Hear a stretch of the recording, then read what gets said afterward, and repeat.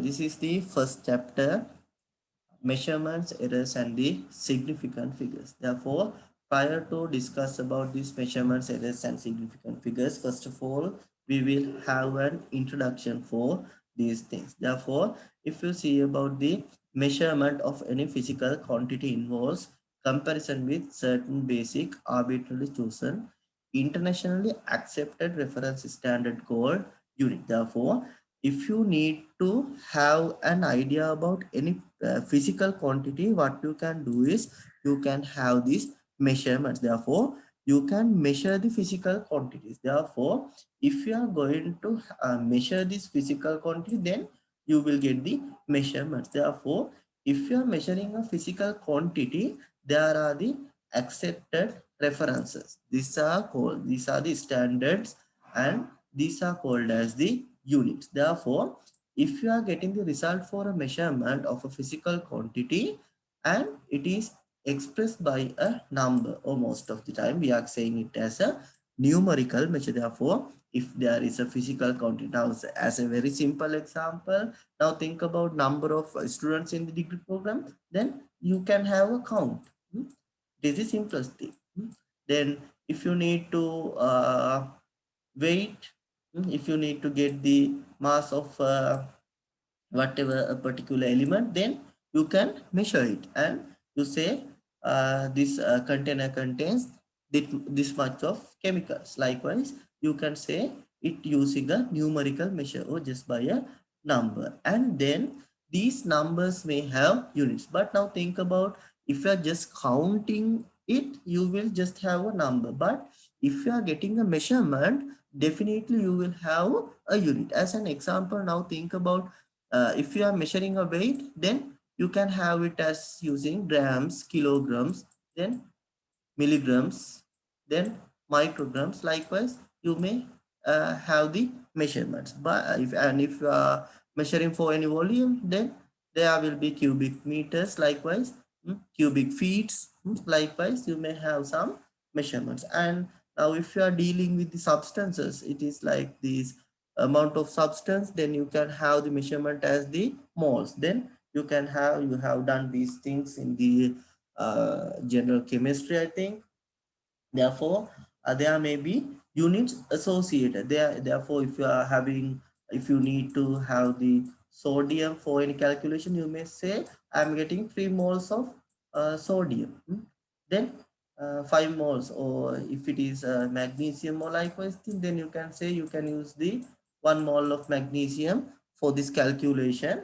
And sometimes here you can see there is a numerical value and there is a unit assigned. And if you need to identify the volume of the flask or volumetric flask, then you can say it is having this 1000 milliliters or any other thing. You can say it is a 10 milliliter flask. Likewise, you can have an idea. Here you can see there is a numeric value as well as there is a unit. Therefore, these units are called as the standard references. And when you are going for measurements, these can be the very large measurements, or else then it can be just a very small or any tiny measurements. As an example, if you need to identify the mass of an electron, it would be a very smaller value. But if you go for a Milky Way, then if you going to measure the things in the Milky Way, then it will be a very large value. Therefore, these physical quantities can be appear as very large, or else it may be very small. But anyhow, we have the limited number of units for expressing all these physical quantities. Therefore, in this lecture note, I will discuss about these things. Therefore, even though we are having very large number for the measurement, but as the units we will have, just we can say, just there are 7 categories of units only for whatever given measurements. Therefore, but sometimes you may identify that you may think that this person is saying that there are only 7 measurements, but if we are going for calculations, there are so many units that we have to deal with.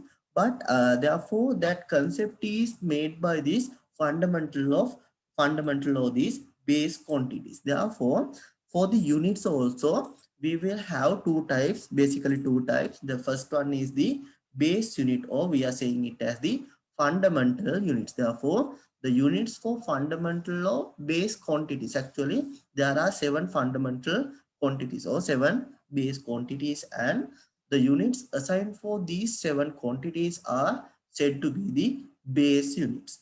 And you can use these base units to derive some other units. Therefore, there is some interrelated the quantities with each other. As an example, you are using meters to measure the length, and you are using seconds to measure the time. But you all know that velocity, to define the velocity, what you can do to define the velocity? You are saying it is the distance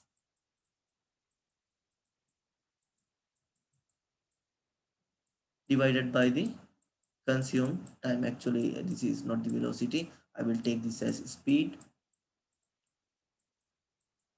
Speed equals distance divided by time. Therefore, if you see about the distance, you are measuring it through the meters, and time is measured by seconds. Therefore, what you can get as the unit for this speed, as you all know, you are saying if you are having 5 meters within 2 seconds, then you are having this as 2.5. And what would be your unit?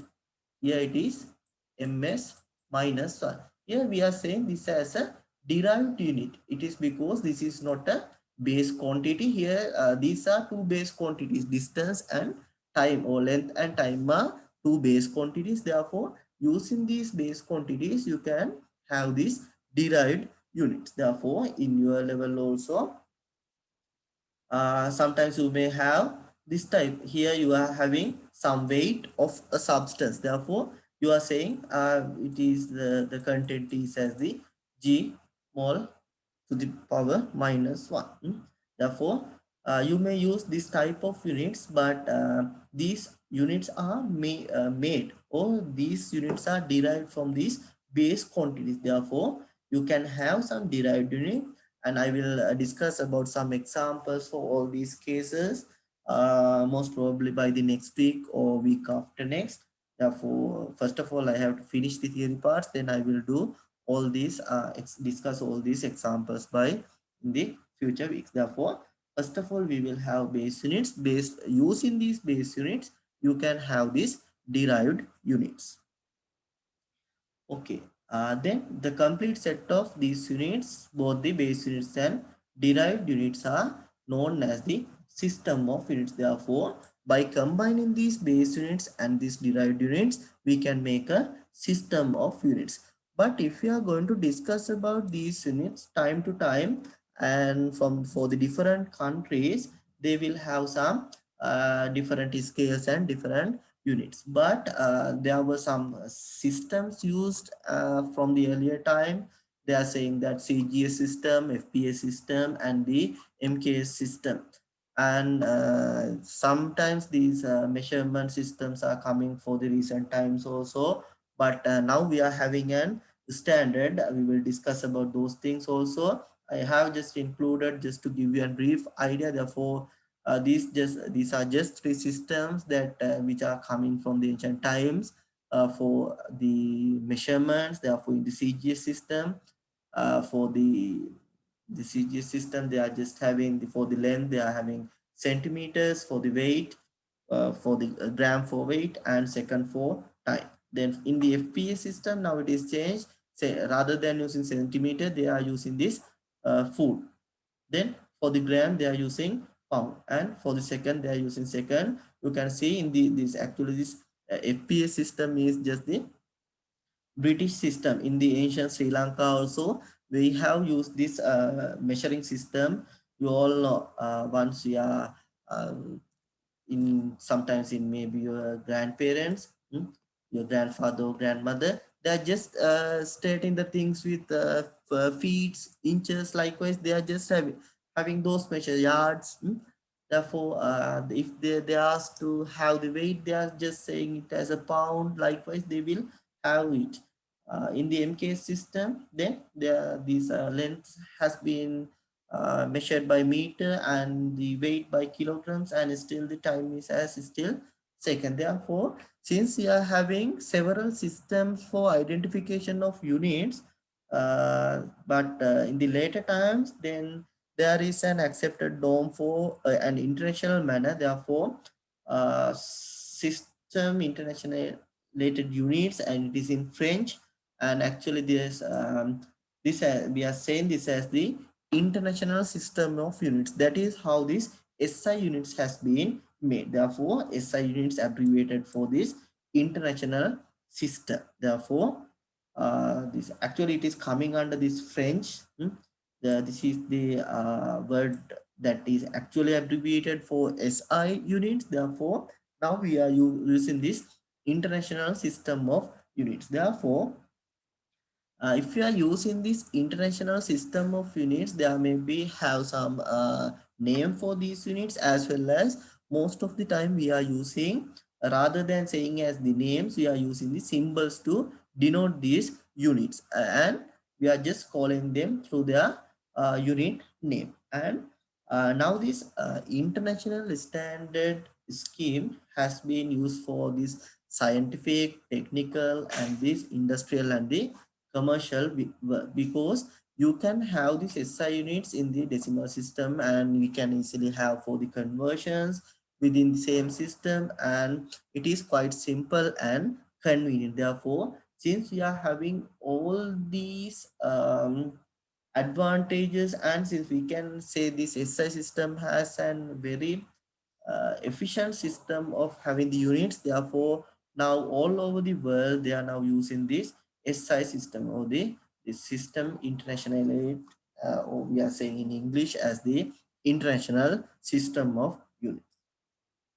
Now we will just have an idea regarding this SI fundamental quantities and units. I told about there are 7 base units, and 7, so for these 7 base units there are 7 base quantities, or 7 fundamental quantities. Therefore, based on these 7 fundamental quantities, the base units for this SI fundamental have been obtained. Therefore, if they are saying about these fundamental quantities, they are using the units to measure those fundamental quantities. Therefore, for such units are called as the some units: meters, kilograms, second, ampere, Kelvin, mole, and the candela. Therefore, these are the units that they are using. Then this table gives you the fundamental quantity, fundamental unit, and the symbol used for this fundamental units. And actually there are 7 fundamental units, but addition to these 7 fundamental units, there are 2 other supplementary units. There are 2 supplementary units. It is to measure the plane angle and the solid angle. There are 2 other SI units used for the measurement of plane angle and the solid angle. To measure the plane angle, we are using a SI unit called radian, and to measure the solid angle, we are using the radian as the SI unit. Therefore, these are 2 supplementary units that we are used to measure the angle of it is angle, actually plane angle, and this solid angle.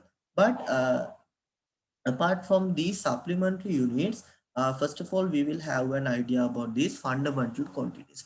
I told you that there are 7 fundamental quantities. Therefore, the 7 fundamental quantities are length, mass, time, temperature, electric current, luminous intensity, amount of substance. Therefore, these are the fundamental units associated for these fundamental quantities. To measure the length, we are using the unit as meter. To measure the mass, you are using kilogram. To measure the time, you are using second. To measure the temperature, you are using Kelvin. To measure electric current, you can use ampere. To measure the luminous intensity, you can use the unit called candela. To measure the amount of substance, you may use this. You may use the unit called mole. And when you are dealing in the chemistry and the field of biosystems technology, you may use, or most of the time, you may use all these 7 fundamental quantities. The minimum thing may be this electric current, but if you are going to deal with the some electric conductivity and those things, if you are going to measure it, all these things, then these things will be involved, but not with the same fundamental units. Sometimes there may be derived units in the field of this biosystems technology. Therefore, if you see about the symbols for these fundamental units, these are the symbols that we are using for meter, kilogram, second, Kelvin, ampere, candela, and this mole. But most of the time, rather than using these fundamental units, now we are referring some two other scales as the Celsius scale and the Fahrenheit scale. But these Celsius and Fahrenheit actually coming under this fundamental in Kelvin, and rather than using this Kelvin scale, they have converted it. It means that, in other words, they have scaled it. As an example, you all know what is the temperature for 0 Celsius. It is 273 Kelvin. Likewise, you can have the values. If it is 0 Celsius, then uh, they are saying it is 32 Fahrenheit. Likewise, you may have the have some other scales to measure the temperature, but anyhow the fundamental unit that we have to the fundamental for this fundamental quantity temperature is this Kelvin. Therefore, these are the fundamental units and symbols that we are used under these SI units. And when we are going to deal with this SI unit, sometimes it is not easy to use these units as it is. Therefore, we are defining another term called this metric prefix. Therefore, metric preface in the metric prefix, that we are having some multiplication factors rather than using this exact fundamental in. Therefore, now think about, if you are having a somewhat a big length, you can use this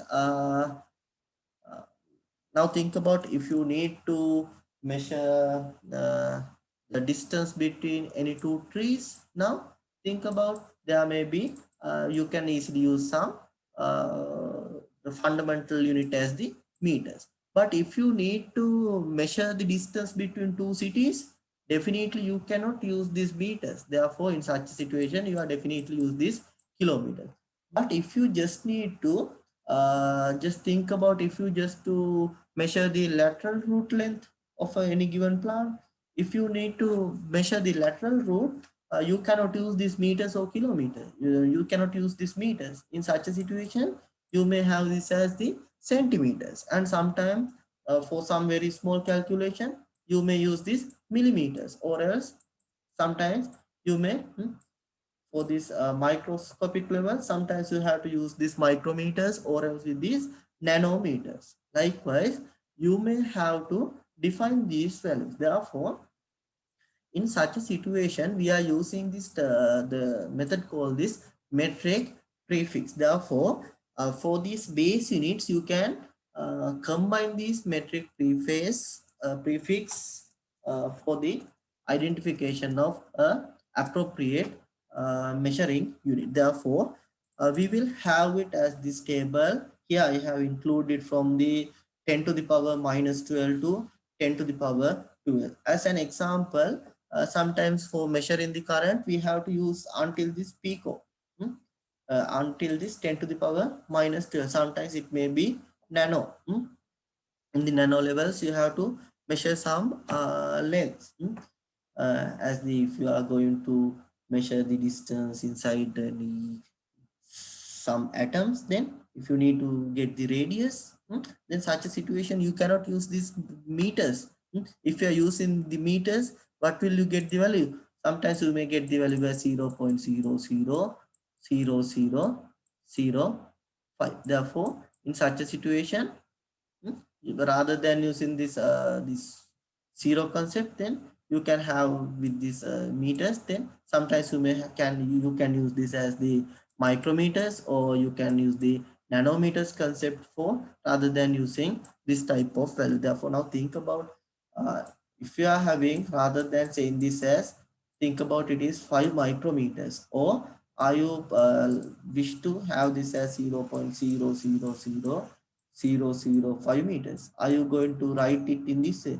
Definitely you are not going to write it in this way. Therefore, uh, rather than having this type of notation, you can still deal with this 5 micrometers. Therefore, this metric prefix can be used for an addition of identifying a very good measurement. Therefore, these are the multiplication factors. This tera, giga, mega, kilo, hectare.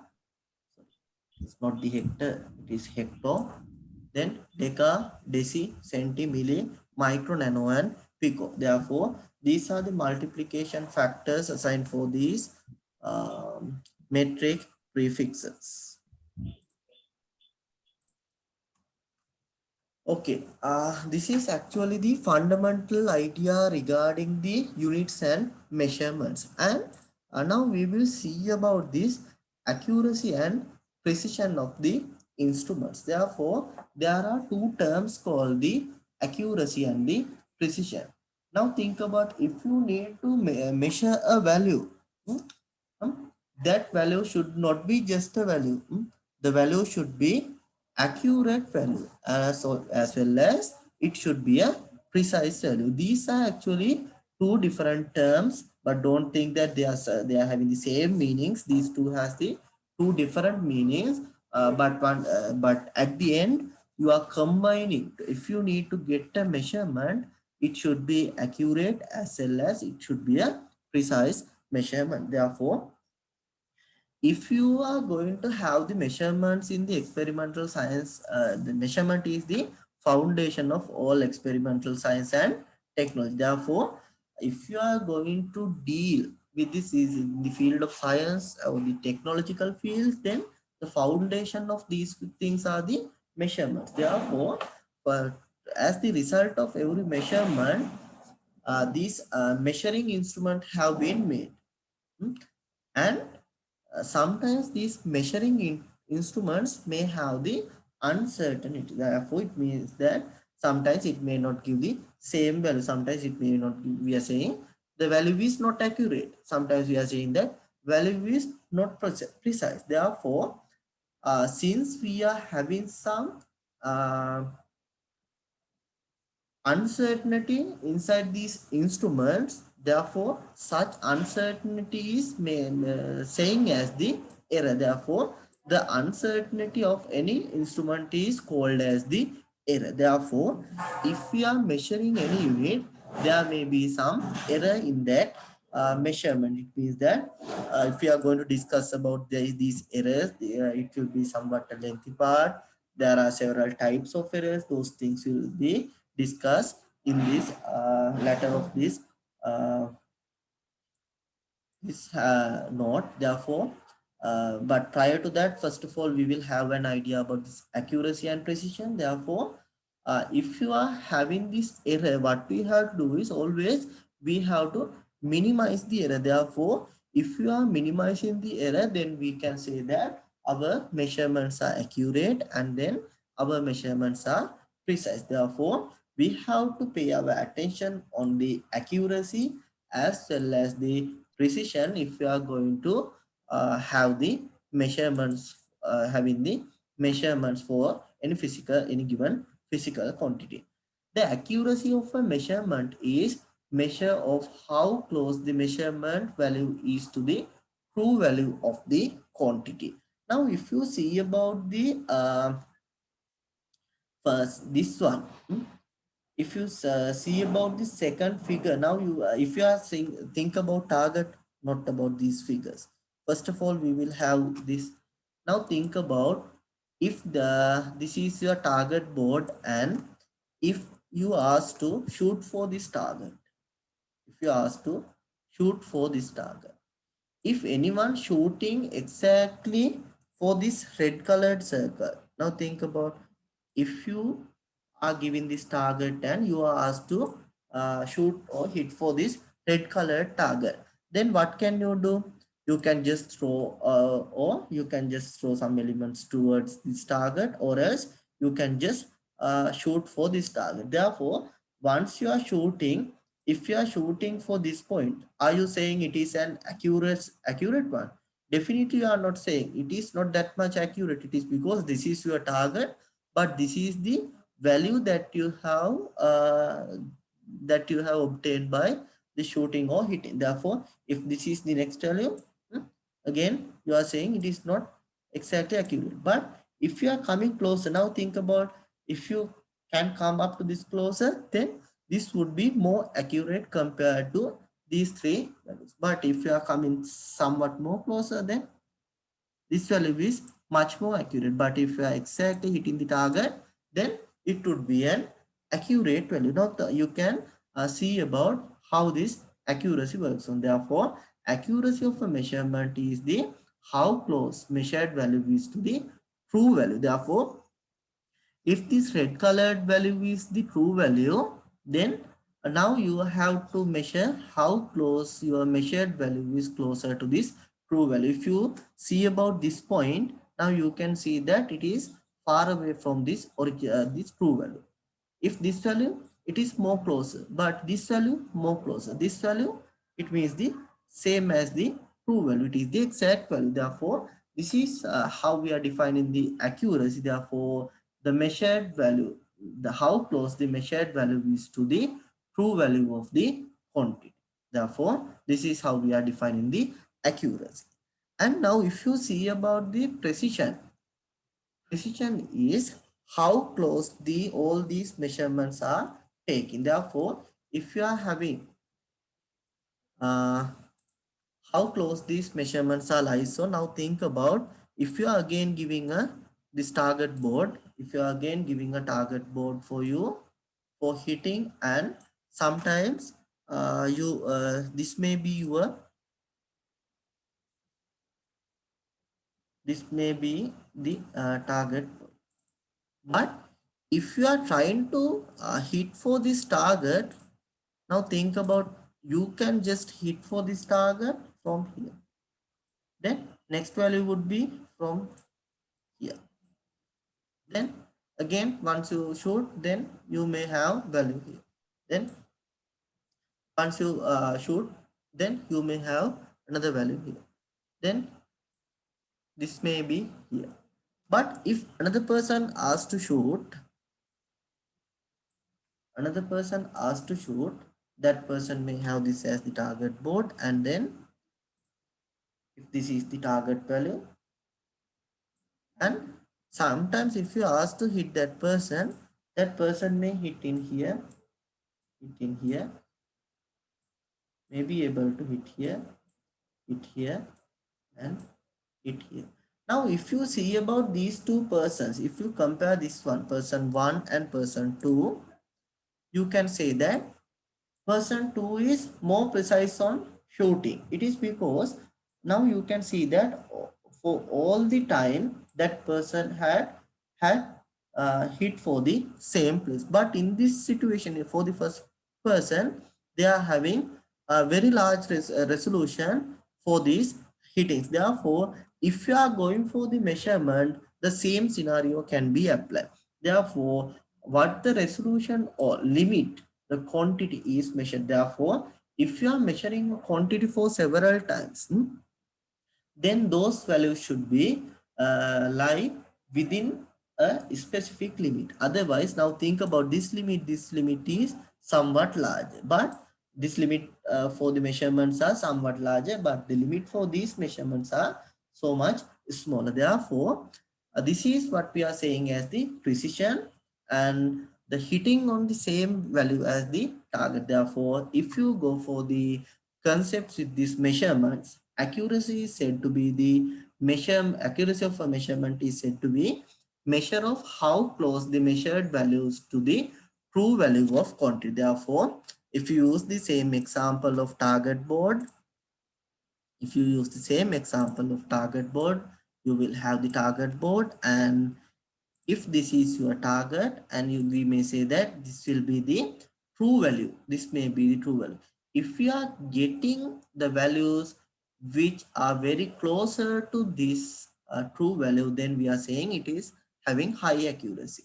But if you are getting a values which is far away from this true value, then accuracy may be somewhat low. Therefore, accuracy for this point will be lower once you compare with the accuracy for the yellow colored point. Therefore, accuracy for this red color point will be lower once you compare it with the accuracy for the yellow colored point once you compare it with this green color point. And for the precision, now if you are going to measure several values, then those values should be those values should be having more closer. In here you can see that these values are somewhat scattered. These values are, you know what is meaning by scattered in the previous levels you have learned.